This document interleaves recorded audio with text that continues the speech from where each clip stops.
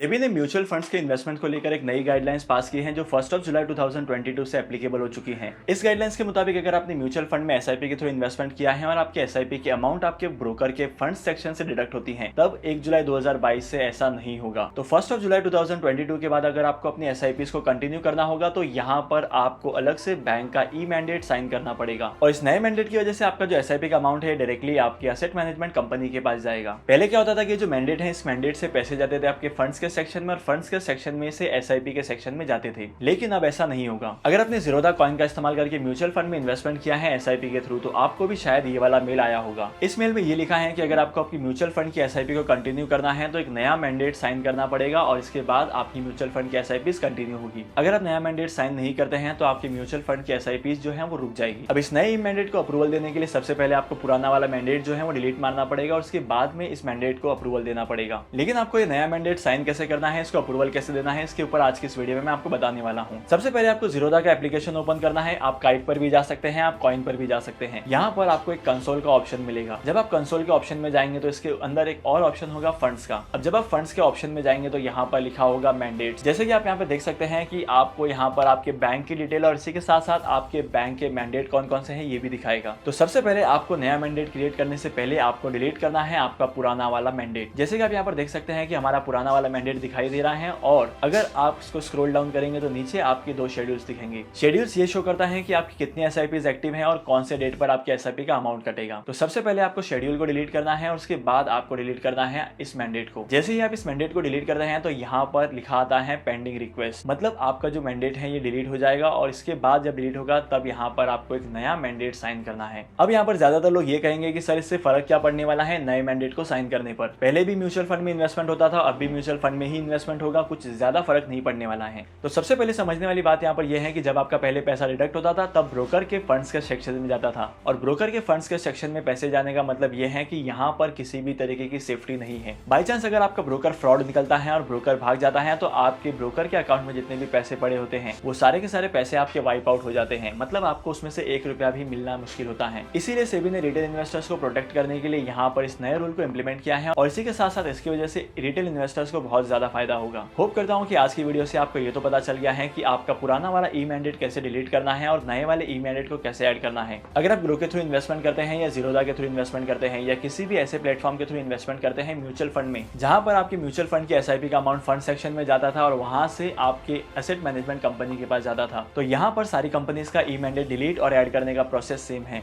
तो आज की इस वीडियो को यहीं पर खत्म करते हैं और मैं आपको मिलूंगा अगली वीडियो में नए टॉपिक के साथ, एक इंटरेस्टिंग टॉपिक के साथ। तब तक के लिए signing off, happy investing and good bye.